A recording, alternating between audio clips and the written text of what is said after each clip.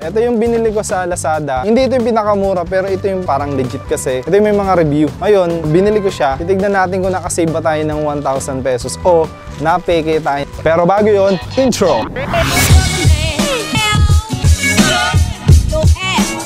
One of the best to ever do it.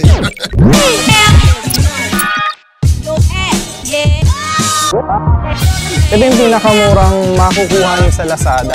2,700 yata, pero yung presyo nung legit seller ng mga Rode VideoMic nasa 3,000 pataas o 4,000. Ito 2,700 lang. Ngayon, check natin kung legit o hindi legit. Ito nga ba ito binili? Kasi may mga reviews din naman doon na good siya at legit. Kaso lang, well, check kung totoong legit nga to.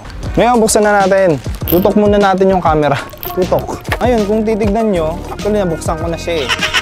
Buksan ko na siya. Pero kung titignan nyo, ito lang yung itsura ng package niya. Kumbaga, wala man lang external na pagkakaprotekta doon sa mismong box natin.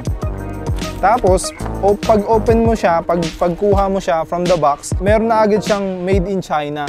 Kita? May sticker na made in China. So ngayon, actually kasi yung Rode VideoMic, since magandang quality, so dapat sa box pa lang, maganda na siya. Parang, alam mo yun, maganda. Ngayon, alam mo yung Rode VideoMic came from Australia. Kaya kaso lang, kung titignan nyo, made in China na agad. Kita? Ito rin, meron siyang parang mga sticker na dinikit yung serial number. I don't know kung ganun talaga yung sa legit. Parang dinikit lang eh. Tapos yung serial number niya, DD02 numbers. Dapat kasi ano siya DC. Yung Rode VideoMic DC siya. Nag-start yung most of the serial numbers. So, from there, mukhang di na natin agad siya ma-register dun sa warranty ng Rode VideoMic for additional 2 years warranty. Kahit actually hindi mo siya buksan, parang nakikita mo na siya na hindi legit. Hindi siya legit eh. Pero, let's try. Tignan pa rin natin. Hindi ko rin kasi siya ma-sure. Kasi nga, hindi pa naman ako nakabili ng legit na Rode eh. So, ngayon, ito yung laman niya. So, sa mga merong legit na Rode VideoMic, i-comment nyo na lang sa section box mamaya kung ano yung sa tingin nyo pinagkaiba ng hawak na mic ko dun sa legit na Rode VideoMic nyo. So, ito yung mga laman. Tapos, so, ito na siya. Fur. Yung fur niya, kung mapapansin nyo, parang ang bilis niya matanggal. Ayun o. Ubus agad eh. Nakikita? Kita ba? Tutok natin. Pagka ginanon mo siya, may natatastas agad. Yun o. Tastas agad eh. Parang mauubos eh. Parang mauubos eh. Though, dun sa mga reviews na tinignan ko, pagka daw nasa gitna itong Rode VideoMic na tag, legit daw yon. Yung mga peke nasa dulo banda. So kung papansin nyo, medyo legit, pero ewan ko kung legit. Ayun, natatastas eh, nauubos. Tapos, eto na siya yung mismong mic. Doon sa mga nakita kong indicators na peke yung Rode VideoMic, pagka yung serial number nasa gitna, kasi kung nakikita nyo ba? Kita. VideoMic Pro, tapos made in Australia, tapos serial number. Kita. Sa mga peke daw, yung serial number, yung nasa gitna, yung arrangement, di ba? VideoMic Pro, tapos made in Australia, tapos serial number, yan yung legit. Ngayon, sa mga peke, VideoMic tapos serial number, tapos made in Australia. So, dito, yung hawak ko, mukhang legit. Legit naman siya. Punta pa tayo sa mga next indicators. Yung ride coat stand. Ito daw, sabi dun sa mga peke na natignan ko sa internet, dapat daw yung pasikip niya na bilog, metal. Kaso lang ito, mukhang plastic talaga itong nasa atin. Plastic na plastic. Another indicator is yung wire niya, yung connector from the camera to the mic.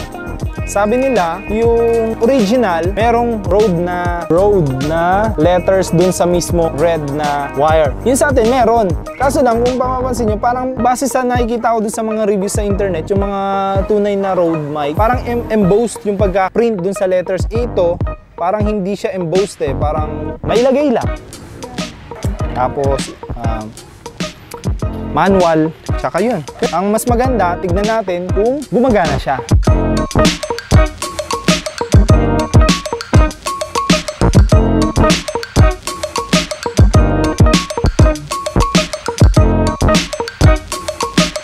Palit tayo ng camera. Ito, nakikita nyo, nasa GoPro to kasi yung gamit kong pang vlog ay yung Sony A6300. Ngayon, nandito yung Rode Video Micro, tapos papakita ko sa inyo na kinakabit ko siya dito sa camera ko. Naririnig niyo yung aso. Yatol tayo. O, kita mo, ito na siya.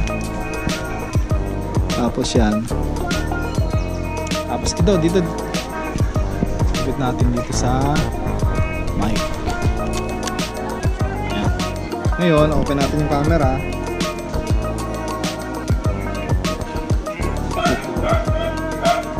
Indicator na, nakikita ba? May indicator tayo dito yung channel kung gumagana. Ngayon, i-record na natin.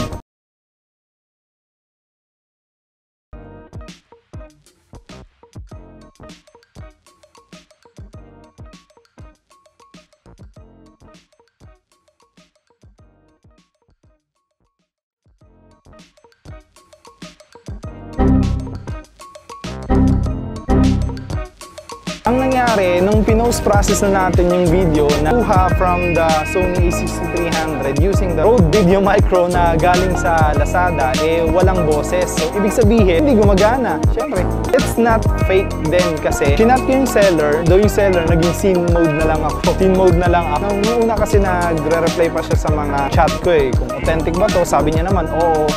Hindi ko rin ma-register yung serial number niya doon sa Rode website to claim the warranty. Meron kasi dapat warranty siya kung legit siya. Scene mode nga yung seller, ang ginawa ko, nag-email ako sa Rode Technical Support. Ang sabi naman nila, i-send ko yung mga pictures, authentic naman daw. So, authentic naman daw ito. Kaso nga lang, ang problema, hindi siya gumagana. So, authentic man or hindi, ibabalik ko pa rin to kasi defective siya, hindi gumagana. So, ngayon, ang mangyari, abangan nyo na lang yung next video ko kasi siguradong bibili pa rin ako ng Rode Video Micro na authentic. Hindi ko yung sinasabi naman na wag kayo bumili sa Lazada kasi doon pa rin ako bibili. Yun nga lang, be sure to check the legitimacy of the items. Maraming video, maraming reviews doon na authentic daw siya eh. Pero ngayon, nung dumating sa atin, daw authentic nga siya. Kaso lang hindi gumagana. So sayang lang. I don't know kung papalitan siya ng seller or whatever na gagawin nila. Kasi nga, scene mode na lang ako. But definitely, bibili pa rin ako ng Rode Video Micro. Sa Lazada platform pa rin kasi meron siyang mga official distributor ng Rode. Kaso nga lang, syempre, mas mahal doon. Pero ngayon, since napatunayan natin na madalas, pag mura, fake. Ngayon, may natutunan tayo, huwag na masyado magtipid, lalo na sa pag-vlog natin. So please subscribe to the channel. Nagawa pa ako ng video pag nakabili na ulit ako ng bagong Rode Video Micro. Ayun yung experience natin. So I hope may natutunan kayo sa video na to. And kung nagustuhan nyo naman itong video na to, I hope you can subscribe to the channel for more tech reviews and vlogs and any adventures na ma-video ko sa channel na to. I hope you can subscribe and hit the like button. Bye!